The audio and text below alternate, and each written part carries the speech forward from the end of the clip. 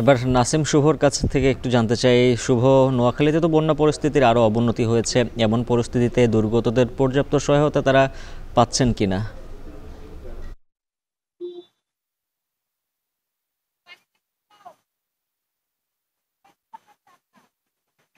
নোয়াখালীতে কিন্তু যতই সময় পার হচ্ছে ততই বন্যা পরিস্থিতি অবনতি হচ্ছে। নোয়াখালীতে এখন পর্যন্ত জেলার 9টি উপজেলার মধ্যে 8টি উপজেলায় কিন্তু পানিতে প্লাবিত আছে আজ প্রায় 7 দিনের বেশি সময় ধরে।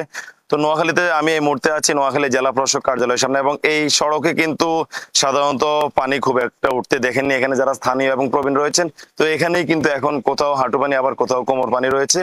তো নোয়াখালীতে চলমান বন্যায় কিন্তু খাদ্যের বিপুল সংকট দেখা দিয়েছে বলে আমরা খবর পেয়েছি। আমরা নোয়াখালীর সোনাইমুড়ি, সেনবাগ, বেগমগঞ্জ এবং সদর উপজেলার বিভিন্ন ইউনিয়নে ঘুরে দেখেছি এবং কথা বলেছি যারা স্থানীয় রয়েছেন এতদিন, যারা আশ্রয় কেন্দ্রে এসেছেন এবং যারা আশ্রয় কেন্দ্রে আসতে পারেননি কিংবা আশ্রয় কেন্দ্রে জায়গা পাননি, সকলের মাঝে কিন্তু সমানভাবে ইতিমধ্যে খাদ্য সংকট দেখা দিয়েছে। এছাড়া গত কয়েকদিন থেকে শহরতলি যারা ছিল তারা আসলে কিছু পরিমাণ ত্রাণ সামগ্রী পেলেও সেগুলো অনেকেরই শেষ হয়ে গেছে বলে জানিয়েছেন, যার কারণে সে সকল এলাকায় কিন্তু একই পরিস্থিতি বিরাজ করছে। আমি কিছুক্ষণ আগেই কথা বলেছি নোয়াখালীর যিনি জেলা প্রশাসক রয়েছেন দেওয়ান মাহবুবুর রহমান, তার সাথে তিনি জানিয়েছেন নোয়াখালীতে চলমান বন্যা পরিস্থিতিতে আসলে সব দিকে যে পরিমাণ ত্রাণ সহায়তা পৌঁছেছে তা প্রয়োজনের তুলনায় খুবই কম, এবং তিনি এই জন্য সমাজের বিত্তমান যারা রয়েছেন তাদেরকে এগিয়ে আসতে বলেছেন।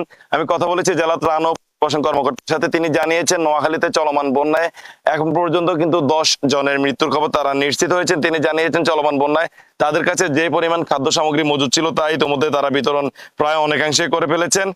পাশাপাশি তিনি এও জানিয়েছেন তারা আসলে তালিকা করছেন যেখানে যেখানে কিছু এলাকা এখনো দুর্গত রয়েছে এবং কিছু এলাকায় কিন্তু এখন মোবাইলের নেটওয়ার্ক নেই, পাশাপাশি গলা সমান পানির কারণে কিন্তু সে সকল এলাকায় অনেকেই পৌঁছাতে পারেনি প্রশাসনিক কর্মকর্তারা, পাশাপাশি যারা স্বেচ্ছাসেবক রয়েছেন তারাও আসলে পৌঁছাতে পারেনি।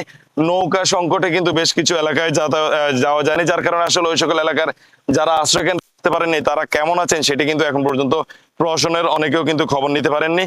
এদিকে নোয়াখালীতে চলমান বন্যায় কিন্তু বাজারেও খাদ্যের সংকট দেখা দিয়েছে। আশ্রয় কেন্দ্রগুলোতে একদিকে যেমন সাধারণ খাদ্যের সংকট, পাশাপাশি সবচেয়ে বড় বেকায়দা আছে যারা শিশু এবং যারা বয়স্ক রয়েছেন তারা, কারণ আশ্রয় কেন্দ্রগুলোতে যে সহযোগিতা পৌঁছায় সেটি বয়স্ক, শিশু, প্রবীণ সবার জন্যই কিন্তু একই জিনিস পৌঁছায়, যার কারণে যারা শিশু রয়েছেন এবং যারা বৃদ্ধ রয়েছেন তাদের কিন্তু খাদ্যের সংকট চরম আকার ধারণ করেছে। তো আমি কথা বলেছি নোয়াখালী জেলা সিভিল সার্জনের সাথে, তিনি জানিয়েছেন চলমান বন্যা পরিস্থিতি কিন্তু নোয়াখালীতে আসলে বিভিন্ন ধরনের পানিবাহিত রোগের সংখ্যা বেড়েছে, যার কারণে কিন্তু নোয়াখালীর বাজারে এবং হসপিটালগুলোতে স্যালাইন এবং ঔষধেরও সংকটের কথা তিনি জানিয়েছেন, এবং পানি বিশুদ্ধকরণ ট্যাবলেট সেটিরও সংকটের কথা জানিয়েছেন। তো আসলে এই ছিল নোয়াখালী থেকে এখন পর্যন্ত বন্যা পরিস্থিতির আমার কাছে সবশেষ। নোয়াখালী ও লক্ষ্মীপুর থেকে বন্যা পরিস্থিতির খবর জানাচ্ছিলেন সহকর্মীরা। দেখছেন এখন জনপদে।